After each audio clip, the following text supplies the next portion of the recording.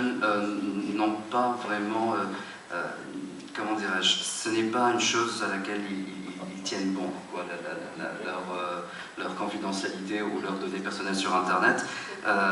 Rien qu'en voyant un peu sur Facebook, sur Twitter, sur les réseaux sociaux en général. Je ne sais pas si vous connaissez le réseau, par exemple Foursquare, qui est un nouveau réseau social grâce auquel on fait du check. Je suis dans le resto, tel resto, check.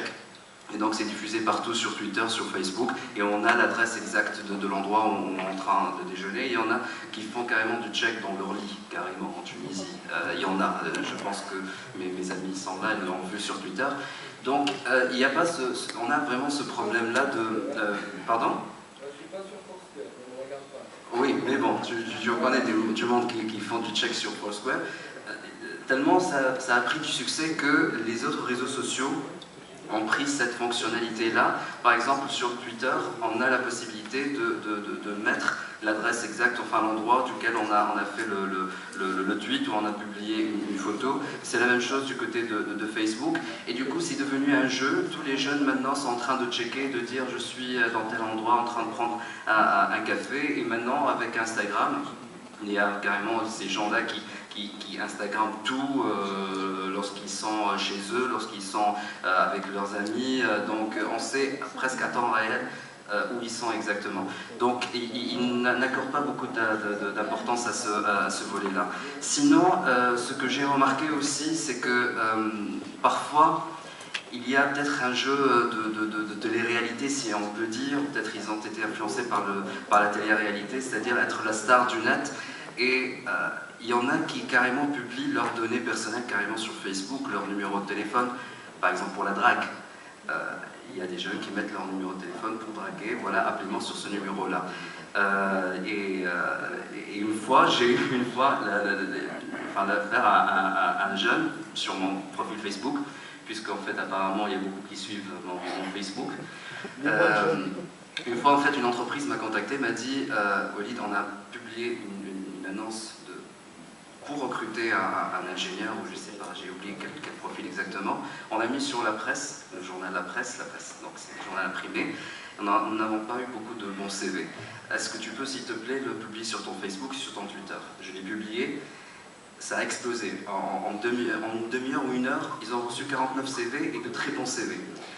Et j'ai dit ça sur mon Facebook, j'ai dit que apparemment mon compte Facebook est beaucoup plus puissant que la presse. Après, je reçois un message de la part de mes amis sur Facebook.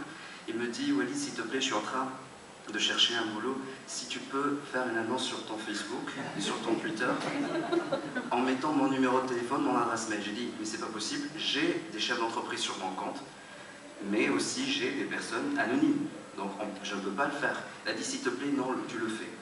Et c'était pas la première demande. J'ai une autre personne qui a dit s'il te plaît, est-ce que tu peux mettre mon adresse mail, ce que je fais comme boulot. En fait, elle fait un peu de l'artisanat. Elle a dit mets mon numéro de téléphone. C'était son numéro de téléphone personnel. Et elle a insisté sur le fait que je mette son numéro de téléphone et tous ses données, même son adresse, sur Internet. Donc malheureusement, les gens n'accordent pas beaucoup d'importance parce que pour eux, soit c'est pour la frime, pour devenir des personnes très connues sur la toile, soit pour avoir du boulot parce qu'ils sont un peu dans le désespoir d'avoir un meilleur job. Sinon, en parlant un peu des données privées, malheureusement, pour ce qui concerne les institutions telles que les fournisseurs d'accès, malheureusement, il y a un commerce qui s'est établi, c'est-à-dire chaque fournisseur d'accès, enfin je ne veux pas dire chaque fournisseur d'accès, mais il y en a quelques-uns, excusez-moi, qui carrément vendent, je ne sais pas si c'est eux carrément qui le vendent, mais peut-être une personne dans le service qui récolte la base de données des adresses mail et les vend à des fournisseurs de solutions de emailing. Parce qu'en Tunisie, je ne sais pas si vous le savez ou pas, nous avons des entreprises qui vendent leur service de emailing. C'est-à-dire moi, une entreprise, au lieu de faire une annonce sur Facebook ou de l'affichage urbain, je vais à cette entreprise-là, j'achète je ne sais pas combien d'adresses mail et j'envoie des emailing. Donc ces fournisseurs-là vont vendre cette base de données-là. Et il y a carrément un des fournisseurs qui cible les abonnés des autres fournisseurs en leur envoyant des mails quitter votre fournisseur d'accès, on vous offre tel mois, je ne sais pas combien de mois en gratuité. Et dernièrement, si vous vous rappelez bien d'Addison Bardo, en août dernier, il y a un fournisseur d'accès, je ne vais pas citer son nom, c'est vous, c'est pas moi, donc qui a installé un hotspot Wi-Fi gratuit, qui a vite saturé, on va dire, parce qu'il y avait des milliers de gens, et toutes les pages Facebook sont mises à faire de la publicité pour ce réseau-là en mettant carrément le mot de passe et le login et le mot de passe. Bien évidemment, ça n'a pas fonctionné pour longtemps puisqu'il y avait beaucoup de monde qui sont connectés. À l'époque, Yanawet et même le Parti Pirate, ils ont dit faites attention parce que il se peut que des personnes peuvent sniffer vos données, vos comptes personnels, votre identité Facebook, etc.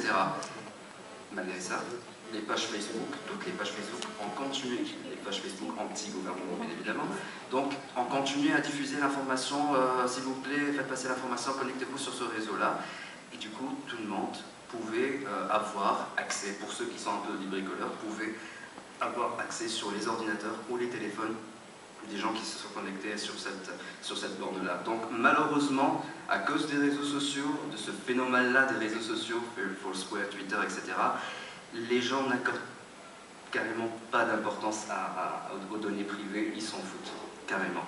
Ils s'en foutent carrément, malheureusement.